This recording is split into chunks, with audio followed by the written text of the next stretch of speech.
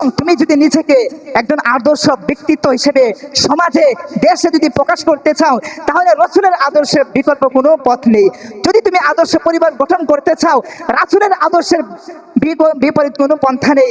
যদি তুমি আদর্শ সমাজ গঠন করতে চাও, রাসূলের আদর্শের বিপরীত কোনো পথ নেই। যদি তুমি আদর্শ রাষ্ট্র গঠন করতে চাও, রাসূলের আদর্শের বিকল্প কোনো পথ নেই।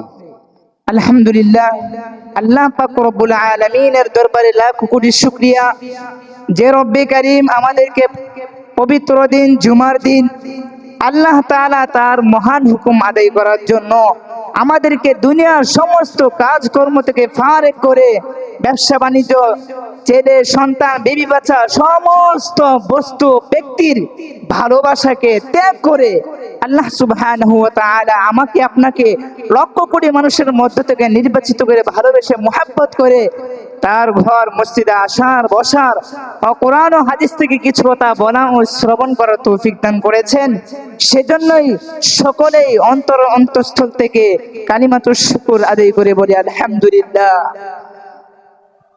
লক্ষ কোটি দুরুদ ও সালাম পেশ করছি সাইয়্যিদুল আম্বিয়া, আশরাফুল আম্বিয়া, খাতামুল আম্বিয়া, শেষ নবী, শ্রেষ্ঠ নবী, বিশ্ব নবী মুহাম্মদুর রাসূলুল্লাহ সাল্লাল্লাহু আলাইহি ওয়াসাল্লামের উপর। মুহতারাম হাজিরিন, আমি আপনাদের সামনে পবিত্র কালামুল্লাহ থেকে সূরা আল কলমের 4 নম্বর আয়াত পাঠ করেছি। অসংখ্য অগণিত হাদিস থেকে একটি হাদিস পাঠ করেছি। আল্লাহ সুবহানাহু ওয়া তাআলা যদি আমাকে তৌফিক দান করেন, তাহলে উক্ত আয়াত ও হাদিসকে সামনে রেখে কিছু কথা আপনাদের সামনে তুলে ধরার চেষ্টা করব ইনশাআল্লাহ। মুহতারাম হাজিরিন, আল্লাহ পাক রব্বুল আলামিন দুনিয়াতে মানুষ পাঠানোর পর স্বাভাবিকভাবে নবী রাসূল প্রেরণ করেছেন। এই মানুষ হলো আল্লাহ তাআলার খলিফা বা প্রতিনিধি। মানুষ যেন সুন্দরভাবে সুষ্ঠুভাবে তারা জীবনযাপন করতে পারে, সেজন্য আল্লাহ পাক রব্বুল আলামিন যুগে যুগে নবী রাসূল প্রেরণ করেছেন। সে দ্বারাই আল্লাহ তাআলা সর্বশেষ আমাদের নবী, পেয়ারা নবী, বিশ্ব নবী মুহাম্মদুর রাসূলুল্লাহ সাল্লাল্লাহু আলাইহি ওয়াসাল্লামকে প্রেরণ করেছে। আল্লাহ তাআলা কি জন্য বিশ্বনবী মুহাম্মদুর রাসূলুল্লাহ সাল্লাল্লাহু আলাইহি ওয়াসাল্লামকে প্রেরণ করেছেন সেই উদ্দেশ্য বর্ণনা করেছেন। অনেকগুলো উদ্দেশ্যের মধ্যে একটা উদ্দেশ্য হলো আল্লাহ পাক রব্বুল আলামিন বলেন, আমি মুহাম্মদকে প্রেরণ করেছি গোটা বিশ্ববাসীর জন্যই রহমত স্বরূপ।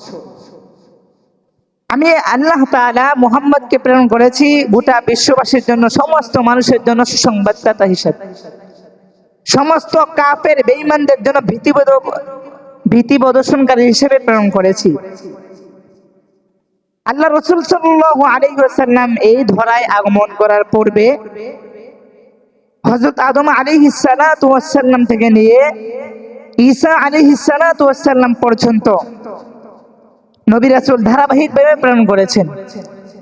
কিন্তু আল্লাহ তাআলা ঈসা আলাইহিস সালাতু ওয়াস সালামকে আসমানে তুলে নেওয়ার পর আমাদের নবীকে দুনিয়াতে আগমন করার পূর্বে প্রায় 400 বছর পর্যন্ত গ্যাপ ছিল।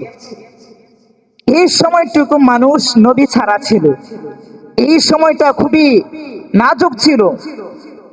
এটাকে ইতিহাসের ভাষায় বলা হয় আইয়ামে জাহিলিয়া, অর্থাৎ এই সময়টা ছিল সবচেয়ে বেশি নিকৃষ্ট, খুবই খারাপ সময় ছিল। এই সময়ে মানুষের মধ্যে মনুষ্যত্ব বলতে কোনো কিছুই ছিল না। মানুষগুলো জানোয়ারের স্বভাবে পরিণত হয়েছিল। নারীর কোনো ইজ্জত ছিল না, সম্মান ছিল না। এমনকি মানুষ পবিত্র কাবা শরীফে 360টি মূর্তি ঢুকিয়ে তারা উলঙ্গ হয়ে নারী পুরুষ একত্রিত হয়ে তারা এগুলোকে তওয়াফ করতো। বলেন নাউজুবিল্লাহ। তাহলে কতটুকু খারাপ সময় ছিল।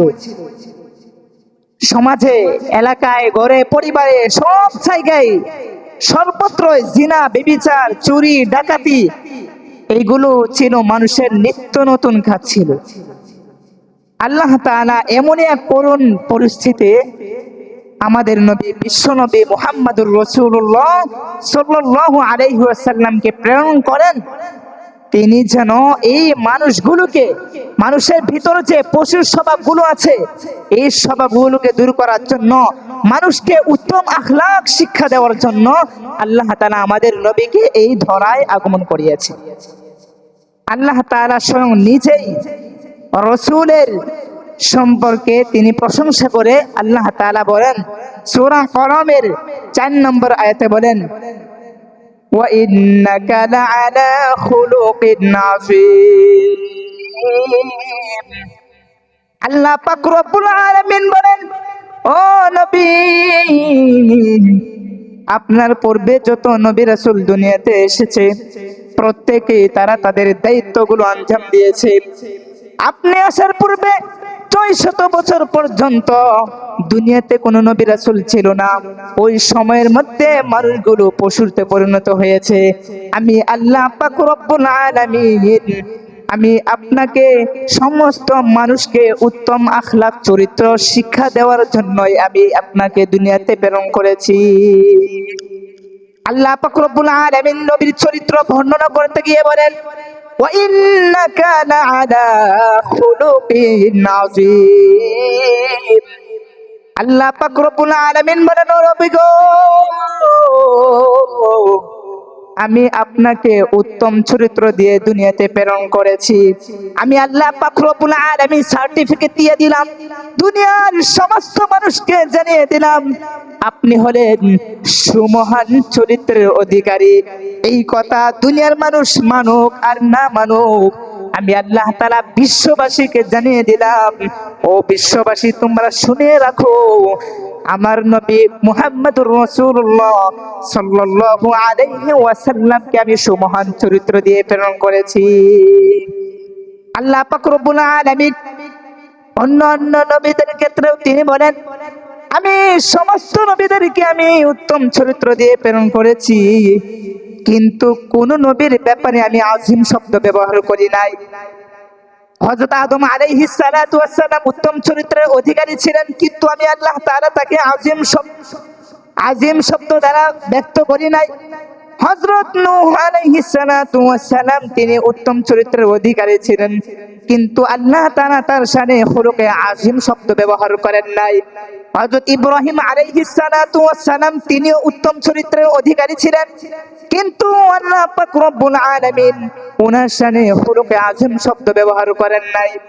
হযরত ঈসা আলাইহিস সালাতু ওয়াস সালাম উনিও উত্তম চরিত্রের অধিকারী ছিলেন, কিন্তু আল্লাহ পাক রব্বুল আলামিন ওনার সম্মানেও তিনি খুলুকে আযম শব্দ ব্যবহার করেন নাই। আল্লাহ পাক রব্বুল আলামিন বলেন, ও দুনিয়ার মানুষ, আমি একমাত্র আমার প্যারা নবী বিশ্ব নবী মুহাম্মদুর রাসূলুল্লাহ সাল্লাল্লাহু আলাইহি ওয়াসাল্লামের চরিত্র এত সুমহান, এত বিশাল, আমি আল্লাহ তাআলা নিজেই ঘোষণা করে দিলাম, ওয়া ইন্নাকা লাআলা খুলুকিন আযীম। ও নবী, আপনি শুনে রাখুন, আপনি হলেন সমস্ত সৃষ্টিকুলের মধ্যে সর্বোত্তম সুমহান চরিত্রের অধিকারী। আল্লাহ তাআলা কি মহা চরিত্র দান করেছেন দেখেন।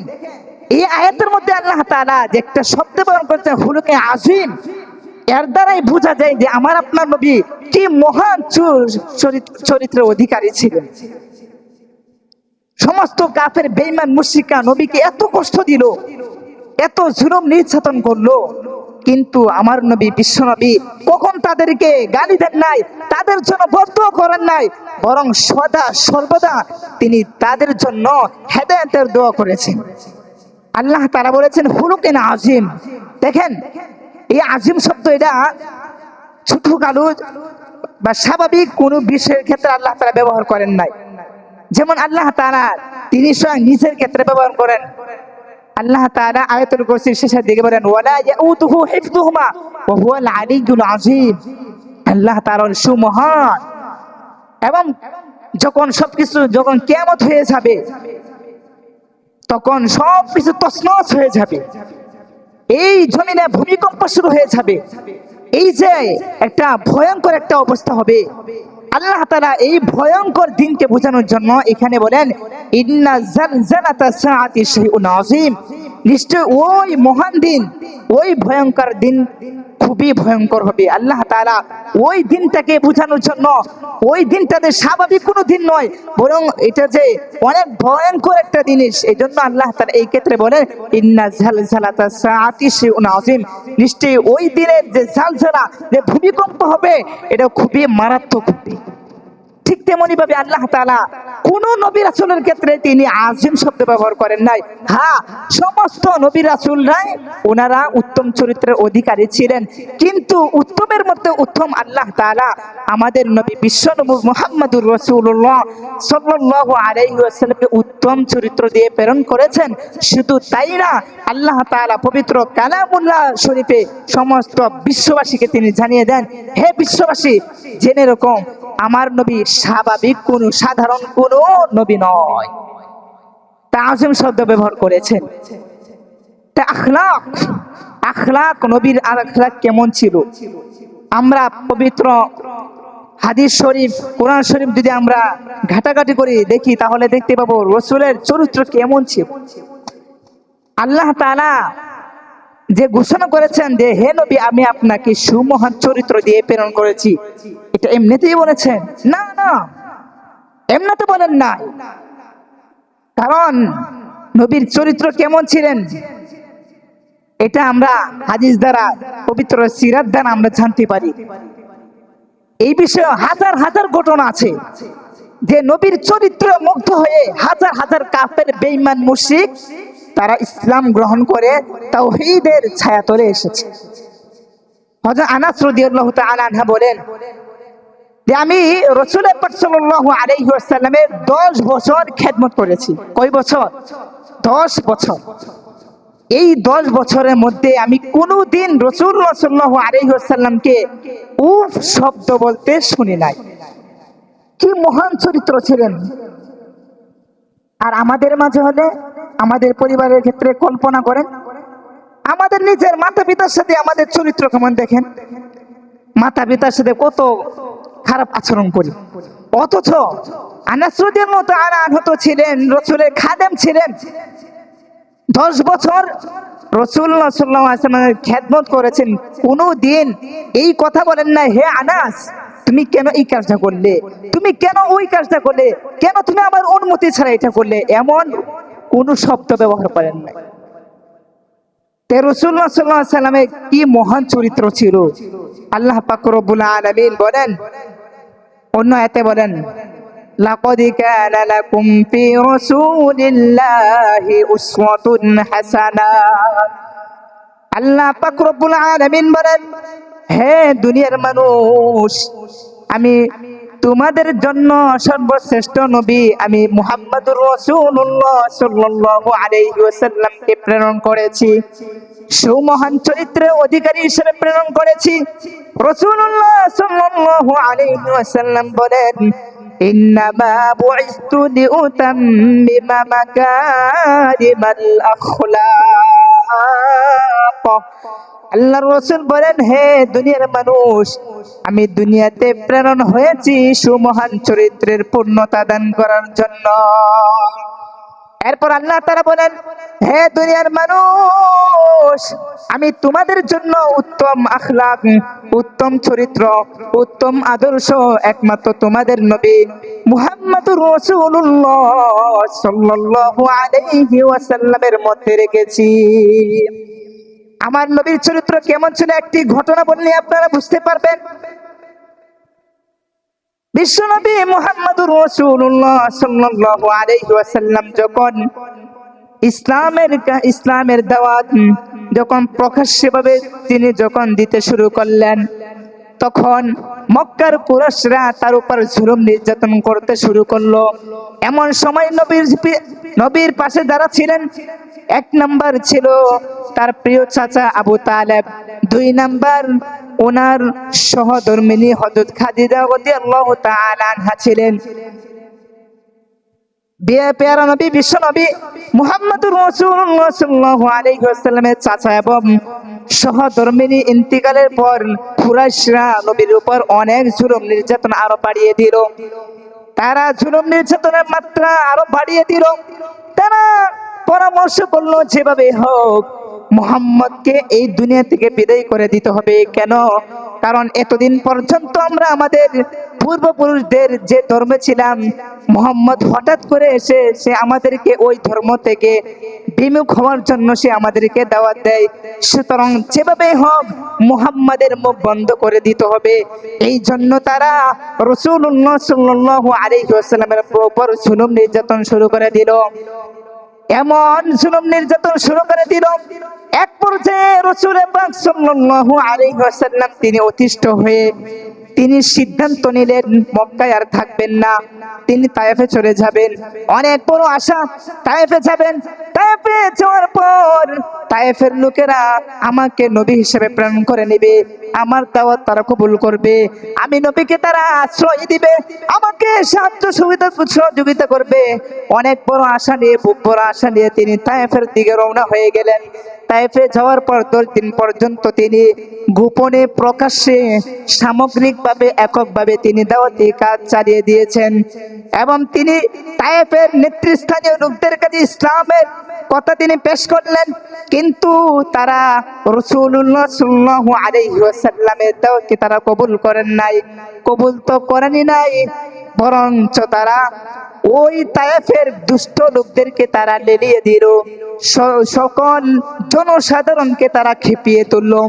তারা বলে দিল, হে তায়েফের দুষ্ট লোকেরা, মুহাম্মদ সাল্লাল্লাহু আলাইহি ওয়াসাল্লাম যখন এই দিকে আসবে তখন তোমরা তাকে পাগল বলে গালি দিবে, তখন তোমরা পাথর নিক্ষেপ করে তাকে আঘাত করবে। রাসূলুল্লাহ সাল্লাল্লাহু আলাইহি ওয়াসাল্লাম যখন তায়েফের দিকে রওনা হয়ে গেলেন, আমার নবী, মায়ের নবী, বিশ্ব নবী অনেক বড় আশা নিয়ে গেলেন যে তারা তার দাওয়াত কবুল করবে। কিন্তু না না, তারা রাসূলের আশাকে তারা ভেঙে চুরমার করে দিল, রাসূলকে তারা হতাশ করে তুলল। শুধু তাই না, তারা রাসূলকে নানারকম ভাবে তারা অনেক জুলুম নির্যাতন করলো।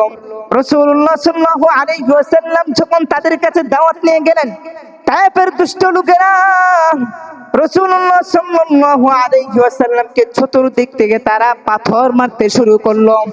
এমন পাথর মারতে শুরু করলো গো, পাথরের আঘাতে রাসূলুল্লাহ সাল্লাল্লাহু আলাইহি ওয়াসাল্লাম পবিত্র দেহ মুবারক রক্তাক্ত হয়ে গেল। শুধু তাই না, রাসূলুল্লাহ সাল্লাল্লাহু আলাইহি ওয়াসাল্লাম তিনি মাটিতে পড়ে গেলেন। এরপরে ওই মুশরিকদের অন্তরে রাসূলের প্রতি একটু দয়া হলো না, একটি মায়া হলো না। রাসূলকে তারা আবার দাঁড় করিয়ে দিলেন। পাহাড় দেখে তারা পাথর, ছোট ছোট পাথরগুলো তারা নিক্ষেপ করতে লাগলো, বৃষ্টির মতো পাথর নিক্ষেপ করতে লাগলো গো। যায়েদ ইবনে হারেসা তিনি রাসূলুল্লাহ সাল্লাল্লাহু আলাইহি ওয়াসাল্লামকে রক্ষা করার জন্য চতুর্দিক থেকে নবীকে আগলে রাখলেন। এক পর্যায়ে রাসূলুল্লাহ সাল্লাল্লাহু আলাইহি ওয়াসাল্লামের চেহারা মুবারক সহ যায়েদ ইবনে হারেসার সারা শরীর রক্তাক্ত হয়ে গেল। অবশেষে তিনি উতবা এবং সাইবা দুই ভাইয়ের একটি বাগানে গিয়ে তারা আশ্রয় গ্রহণ করলো। সেখানে যাওয়ার পর যায়েদ ইবনে হারেসা তিনি বললেন, ওগো আল্লাহর রাসূল, কাফেররা যখন আপনাকে পাথর ছুঁতে লাগলো তখন আমি খেয়াল করলাম আপনি কাফেরদেরকে ভ্রুক্ষেপ না করে আপনি আপনার শরীরের রক্তগুলোকে আপনি হাত দিয়ে ঠেকানোর চেষ্টা করতেছিলেন, আপনি কাপড় দিয়ে রক্তগুলোকে ঠেকানোর চেষ্টা করতেছিলেন। এর কারণ কি? এর নিগুর উদ্দেশ্য কি? আমি সেটা জানতে চাই। আল্লাহর নবী বলেন, ও যায়েদ, আমি আল্লাহর নবীর রক্ত এত ভার, এত ভার, আমি আল্লাহর নবীর এক ফোঁটার রক্ত যদি জমিনে পড়ে যেত তাহলে সমস্ত তায়েফের ভূমিতে ভূমিকম্প শুরু হয়ে যেত। আল্লাহ পাক রব্বুল আলামিন এই সমস্ত দৃশ্যগুলো তিনি নিজ চোখে দেখতেছিলেন। আল্লাহর গায়ে সহ্য হলো না, আল্লাহ তাআলা বরদাশত করতে পারেন না। আল্লাহ তাআলা বললেন, ও ফেরেশতা, যাও যাও আমার রাসূলের কাছে গিয়ে বলো রাসূলের অনুমতি নিয়ে তায়েফবাসীকে মাটির সাথে মিশিয়ে দাও। ফেরেশতারা এসে বলল, গো আল্লাহর রাসূল, আপনি অনুমতি দেন, আপনি যদি একবার অনুমতি দেন তাহলে পুরা সমস্ত তায়েফবাসীকে মাটির সাথে মিশিয়ে দিব। কিন্তু আল্লাহর নবী তিনি বললেন, না না না, ও ফেরেশতা, না, তুমি তাদেরকে ধ্বংস করে দিও না, বরং আমি তো হলাম রাহমাতুল লিল আলামিন, মায়ের নবী, দয়ার নবী। আমি তো এসেছি সমস্ত মানুষকে হেদায়েতের দাওয়াত দেওয়ার জন্য, সমস্ত মানুষকে জান্নাতের দিকে আহ্বান করার জন্য এসেছি। আমি কোনো সম্প্রদায়কে কষ্ট দেওয়ার জন্য আসি নাই। আজকে তায়েফবাসী আমাকে চিনতে পারেন নাই, আমার সম্পর্কে জানতে পারেন নাই, এই জন্যই তারা আমাকে রক্তাক্ত করে ফেলল। ওগো আশিক রাসূল, নবী করিম সাল্লাল্লাহু আলাইহি ওয়াসাল্লাম এত কষ্ট সহ্য করলেন, কাফেররা রক্তাক্ত করে ফেলল। আল্লাহ তাআলা ফেরেশতাকে পাঠিয়ে দিলেন এদেরকে শায়েস্তা করার জন্য। কিন্তু আমার আপনার নবী, মায়ের নবীর চরিত্র কেমন ছিলেন দেখেন। তিনি যদি চাইতেন সমস্ত তায়েফবাসীকে ধ্বংস করে দিতে পারতেন, তার শক্তি ছিল, কিন্তু তারপরেও তিনি প্রতিশোধ নেন নাই, বরং আল্লাহ তাআলার কাছে তাদের জন্য হেদায়েতের দোয়া করেছে। এই ছিল আমাদের কি, আমাদের নবীর চরিত্র। কত কষ্ট দিয়েছে, তারপরে ওনার শক্তি ছিল, আল্লাহ তাআলা তাকে সেই অনুমতি দিয়েছিলেন, কিন্তু প্রতিশোধ নেন নাই। তিনি বলেছেন, আমি আশা করি পরবর্তী এমন একটি প্রজন্ম এই দুনিয়াতে আসবে যারা আল্লাহ তাআলার ইবাদত করবে, তার সাথে অন্য কাউকে শরীক করবে না। আজকে বাস্তবে তাই দেখতে পাই। আজকে তায়েফে দেখেন, যান অনেক হাজির তো যায়, তায়েফটা খুবই সুন্দর একটি নগরী, শীতল ছায়া, জান্নাতের মতো পরিবেশ। এই রাসূলের দোয়াতে কি আজকে এটা হয়েছে। তাহলে রাসূলের চরিত্র কি মহান ছিল, কি সুমহান ছিল। শুধু তাই না, রাসূলুল্লাহ সাল্লাল্লাহু আলাইহি ওয়াসাল্লাম চরিত্র কেমন ছিলেন। এক বেদুইন ইহুদি প্রত্যেক দিন রাসূলুল্লাহ সাল্লাল্লাহু আলাইহি ওয়াসাল্লামকে কষ্ট দিত। একদিন ওই বেদুইন সে অসুস্থ হয়ে পড়ল। রাসূলুল্লাহ সাল্লাল্লাহু আলাইহি ওয়াসাল্লাম তাকে দেখার জন্য কি তার বাসাতে গেলেন, গিয়ে তাকে ভাড়া জিজ্ঞাসা করলেন। তখন তো ওই বেদুইন সে আশ্চর্য হয়ে গেল। তিনি বললেন, হে মুহাম্মদ, আমি আপনাকে প্রতিদিন এত কষ্ট দিয়েছি, আজকে আমি অসুস্থ, তারপরেও আপনি আমাকে দেখতে এসেছেন। অবশ্যই আপনি তো সাধারণ কোনো মানুষ না, আপনি হলেন আল্লাহর রাসূল। আমি সাক্ষ্য দিচ্ছি, হে মুহাম্মদ, আপনি আমাকে কালিমা পড়িয়ে মুসলমান করিয়ে দেন। বলেন সুবহানাল্লাহ। তাহলে রাসূলুল্লাহ সাল্লাল্লাহু আলাইহি ওয়াসাল্লামের যে চরিত্র, এই চরিত্রে মুগ্ধ হয়ে হাজার হাজার কাফের বেঈমান মুশরিক তারা মুসলমান হয়েছে, ইসলামের কালিমা তরে তারা এসেছে। কিন্তু আমাদের জন্য বড় আফসোস, যে নবীর জন্য আমরা ইসলাম পেয়েছি, কোরআন পেয়েছি, আজকে সেই নবীকে আমরা চিনতে পারি না। আজকে সেই নবীর আদর্শ আমাদের কাছে ভালো লাগে না, সেই নবীর সুন্নত আমাদের কাছে ভালো লাগে না, নবীর সুন্নতের আমল আমাদের কাছে ভালো লাগে না, সুন্নতি পোশাক আমাদের কাছে ভালো লাগে না। আমাদের কাছে ভালো লাগে ইহুদি খ্রিস্টানদের কৃষ্টি কালচার, আমাদের কাছে ভালো লাগে। এই জন্য তো দেখবেন যুবক ছেলেরা, তারা দেখবেন যে তাদের চুলগুলোকে ইহুদি খ্রিস্টানদের স্টাইলে তারা কি কাটে, এবং তারা তাদের মতো অনুকরণ করে তারা নিজেদেরকে বোঝায়, হে ইহুদি খ্রিস্টান, আমরা তো হলাম তোমাদের কি ভাই, তোমরা যেভাবে চলো আমরা সেভাবেই চলবো। দেখেন না, কিন্তু বড় আফসোস, মুসলমানের ঘরে জন্ম নেওয়ার পরেও, নিজেদেরকে আশিক রাসূল দাবি করার পরেও আশিক রাসূলের কোনো গুণ, কোনো আদর্শ আমাদের ভিতরে নেই। তাহলে এই আশিক রাসূল শুধু মুখে মুখে দাবি করলেই তো হলো না, এই সমস্ত কর্মকাণ্ড তো আশিক রাসূলের হতে পারে না। এই সমস্ত কর্মকাণ্ড তো হলো আশিকের শয়তান, আশিক রাসূলের হতে পারে না। এজন্য ভাইরা আমার, আল্লাহ তাআলা বলেন, লাকাদ কানা লাকুম ফি রাসূলিল্লাহি উসওয়াতুন হাসানাহ, হে দুনিয়ার মানুষ, আমি তোমাদের জন্য উত্তম আদর্শ রেখেছি একমাত্র তোমাদের নবী বিশ্ব নবী মুহাম্মদুর রাসূলুল্লাহ সাল্লাল্লাহু আলাইহি ওয়াসাল্লামের মাঝে। সুতরাং তুমি যদি নিজেকে একজন আদর্শ ব্যক্তিত্ব হিসেবে সমাজে দেশে যদি প্রকাশ করতে চাও, তাহলে রাসূলের আদর্শের বিকল্প কোনো পথ নেই। যদি তুমি আদর্শ পরিবার গঠন করতে চাও, রাসূলের আদর্শের বিপরীত কোনো পন্থা নেই। যদি তুমি আদর্শ সমাজ গঠন করতে চাও, রাসূলের আদর্শের বিপরীত কোনো পথ নেই। যদি তুমি আদর্শ রাষ্ট্র গঠন করতে চাও, রাসূলের আদর্শের বিকল্প কোনো পথ নেই। এখন আপনারা নেতা বানান, শাসক বানান, যাই কিছু করেন না কেন, যদি আদর্শ সমাজ আদর্শ রাষ্ট্র গঠন করতে চান, তাহলে অবশ্যই এই ক্ষেত্রে আমাদের রাসূলের কি আদর্শ ছিল। রাসূলুল্লাহ সাল্লাল্লাহু আলাইহি ওয়াসাল্লাম তো গোটা জাহানের জন্য তিনি কি ছিলেন? শাসক ছিলেন। সমস্ত পৃথিবীবাসীর জন্য তিনি ছিলেন কি উত্তম আদর্শ এবং উত্তম মডেল ছিলেন। তিনি সফল শাসক ছিলেন, তিনি সফল পুরুষ ছিলেন। আদর্শ সমাজ গঠন করেছেন, আদর্শ পরিবার গঠন করেছেন, আদর্শ রাষ্ট্র গঠন করেছেন। সুতরাং সমাজ গঠন করেন, যাই কিছু করেন না কেন, রাসূলের আদর্শ যদি না থাকে, আল্লাহ তাআলা হুকুম যদি না থাকে, কোরআন সুন্নাহকে যদি আপনি সামনে যদি না রাখেন, তাহলে আপনি মানুষের বানানো যতই আপনি যে ধর্মই যে আদর্শ গ্রহণ করেন না কেন, কোনোটাই মানুষকে চূড়ান্ত পর্যায়ের সফলতা দেখাতে পারবে না। কেন?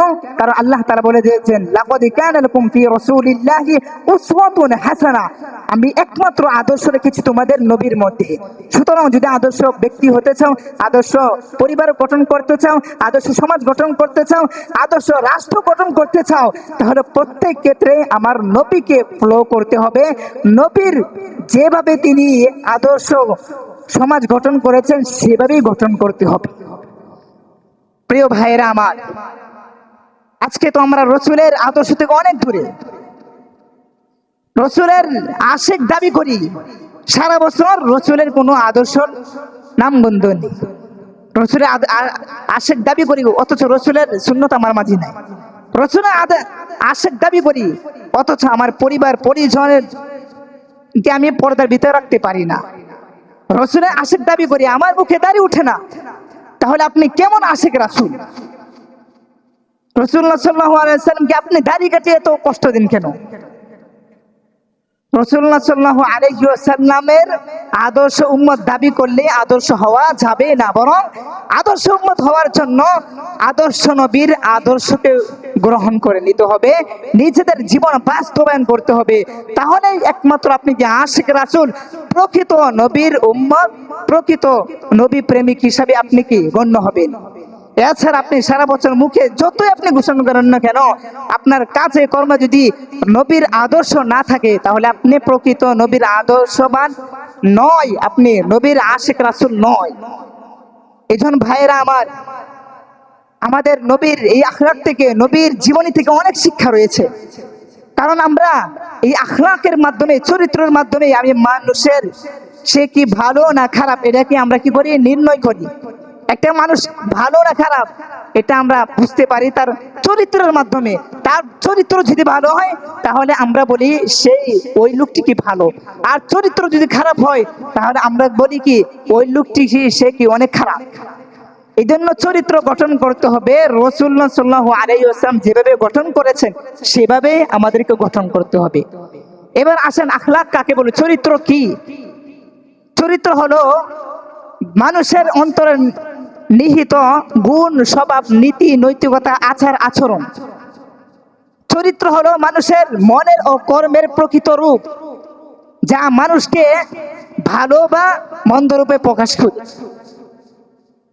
অন্য ভাষায় আমরা বলতে পারি মানুষের জীবনে চলার পথে যত কিছুর প্রয়োজন হয়, কথাবার্তা, কাজকর্ম, আচার আচরণ, এই সব কিছু হলো কি চরিত্র বা আদর্শ। তাহলে মানুষ জীবনে চলার ক্ষেত্রে সে কিভাবে চলবে, প্রত্যেকটি ক্ষেত্রে রাসূলের কি নীতি ছিল, রাসূল কিভাবে চলেছেন, রাসূলুল্লাহ সাল্লাল্লাহু আলাইহি ওয়াসাল্লাম কিভাবে মানুষের সাথে আচার আচরণ করেছেন, কিভাবে কথা বলেছেন, এই সব কিছু যদি আমরা রাসূলের মতে, যদি রাসূলের পদ্ধতি অনুযায়ী যদি আমরা করতে পারি, তাহলে আমরা হব আদর্শ নবীর আদর্শ উম্মত। এই চরিত্র ইসলামের দিক থেকে দুই প্রকার, আখলাকে হাসানা, আখলাকে সাইয়্যিআ। আখলাকে হাসানা হলো উত্তম ভালো আচার আচরণ, নীতি নৈতিকতা, সত্যবাদী, এইগুলো। আর আখলাকে সাইয়্যিআ হলো এর বিপরীত, অর্থাৎ খারাপ, অন্যায়, জিনা, ব্যভিচার, খারাপ আচার আচরণ। আবার সাধারণভাবে এই আখলাক আবার তিন প্রকার। এই চরিত্র কত প্রকার? তিন প্রকার। একটি হলো সচ্চরিত্র, দুই নাম্বার হলো অসৎ চরিত্র, তিন নাম্বার হলো মিশ্র চরিত্র। সচ্চরিত্র যেমন হলো ওই লোকটি কি ভালো, সে সুন্দরভাবে মানুষের সাথে কি আচার আচরণ করে, ভালোভাবে কথা বলে, এটা হলো কি সচ্চরিত্র। আর অসৎ চরিত্র হলো মানুষের সাথে খারাপ ব্যবহার করা, তার সবকিছুই খারাপ, মানুষের সাথে ব্যবহার, কথা বলার ক্ষেত্রে, মানুষের সাথে উঠা বসা, চাল চালানোর ক্ষেত্রে কি সে অন্যায় ভাবে, সে মন্দভাবে মানুষের সাথে কি করে এই সমস্ত কর্মকাণ্ড করে। আরেকটা হলো মিশ্র চরিত্র, কখনো ভালো কখনো খারাপ। আবার চরিত্রের মানদণ্ডের দিক থেকে আবার চরিত্র তিন প্রকার। এক নাম্বার হলো খুলুকে হাসান, দুই নাম্বার হলো খুলুকে কারিম, তিন নাম্বার হলো খুলুকে আজিম। খুলুকে হাসান কাকে বলা হয়? খুলুকে হাসান বলো যে কেউ আপনাকে গালি দিল, কেউ আপনাকে চোর থাপ্পড় মারলো, আপনি ওর সাথে সাথে একটা তাকে গালি মারলেন, একটা চোর থাপ্পড় দিয়ে দিলেন, তাহলে এটা হলো খুলুকে হাসান। অতিরিক্ত কোনো কিছু হলো না, সে একটা গালি দিল, আপনি একটা গালি দিলেন, এটা কি? এটা হলো খুলুকে হাসান। দুই নাম্বার হলো খুলুকে কারিম, কেউ আপনাকে গালি দিল কিন্তু আপনি গালি দিলেন না, আপনি প্রতিশোধ নিলেন না, আপনি চুপ রইলেন, তাহলে এটা হলো খুলুকে কারিম। আর তিন নাম্বার হলো খুলুকে আজিম, কেউ যদি আপনাকে গালি দেয় আর আপনি তাকে গালি দিলেন না, কেউ আপনাকে মারধর করলো, আপনাকে চোর থাপ্পড় দিল, আপনি তাকে প্রতিশোধ না নিয়ে বরং তাকে ক্ষমা করে দিয়ে আপনি তাকে বুকে জড়িয়ে নিলেন, এজন্য এটার নাম হলো খুলুকে আজিম। আমার নবী, আপনার নবী, বিশ্বনবী মুহাম্মদুর রাসূলুল্লাহ সাল্লাল্লাহু আলাইহি ওয়াসাল্লাম, তিনি খুলুকে আজিম ছিলেন, খুলুকে হাসান, খুলুকে কারিম না, বরং তিনি ছিলেন কি খুলুকে আজিম। আল্লাহ তাআলা পবিত্র কালামুল্লাহ শরীফে বলেন, ওয়া ইন্নাকা লাআলা খুলুকিন আজিম, হে নবী আমি সার্টিফিকেট দিয়ে দিলাম, আপনি হলেন সুমহান চরিত্রের অধিকারী। এজন্য ভাইরা আমার, আমরা যদি নবীর আদর্শ থেকে, নবীর সিরাত থেকে যদি শিক্ষা নিতে না পারি, শুধু শুনলাম কিন্তু আমি মানলাম না, তাহলে আমি আদর্শ, নবীর আদর্শ উম্মত হতে পারবো না। এই জন্য যে সমস্ত আলোচনা করা হয়েছে, এখান থেকে আমাদের যা শিক্ষা, এখান থেকে আমাদের জীবনকে সাজানোর জন্য, আমাদের পরিবার, পরিজন, সমাজ, রাষ্ট্র গঠন করার জন্য, সবকিছু আদর্শবান হওয়ার জন্য আমাদেরকে আদর্শ নবীর আদর্শ গ্রহণ করতে হবে। তাহলে কি আমাদের সমাজ, পরিবার গঠন সবকিছু আদর্শবান হয়ে যাবে। আর সবকিছু যখন আদর্শবান হয়ে যাবে, তখন ওই পরিবারে, ওই সমাজে, ওই রাষ্ট্রের মাঝে কোনো জিনা ব্যভিচার অন্যায় হবে না। আর যখন রাষ্ট্রের মাঝে, পরিবার মাঝে জিনা ব্যভিচার অন্যায় হবে না, তখন ওই রাষ্ট্র, ওই সমাজ, ওই পরিবার এটা জান্নাতে পরিণত হয়ে যাবে। আল্লাহ তাআলার পক্ষ থেকে রহমত বরকত নাজির হবে। এই জন্য আমাদের উচিত হলো নবীর জীবনী থেকে, আমাদেরকে জীবনী থেকে শিক্ষা গ্রহণ করা। নবীর আখলাক কেমন ছিল, নবীর চরিত্র কেমন ছিল, নবীর উঠা বসা কেমন ছিল, মানুষের সাথে কি তিনি কিভাবে কথা বলেছেন, ওই সব কিছু ফলো করে আমাদেরকে আমাদের নিজেদের জীবনে এগুলোকে বাস্তবায়ন করতে হবে, তাহলেই আমরা আদর্শবান হতে পারবো। আল্লাহ পাক রব্বুল আলামিন আমাদের সকলকেই আদর্শ নবীর আদর্শ উম্মত হওয়ার তৌফিক দান করেন। সকলে বলে আমিন। ওয়া আখিরু দাওয়ানা আলহামদুলিল্লাহি রাব্বিল আলামিন।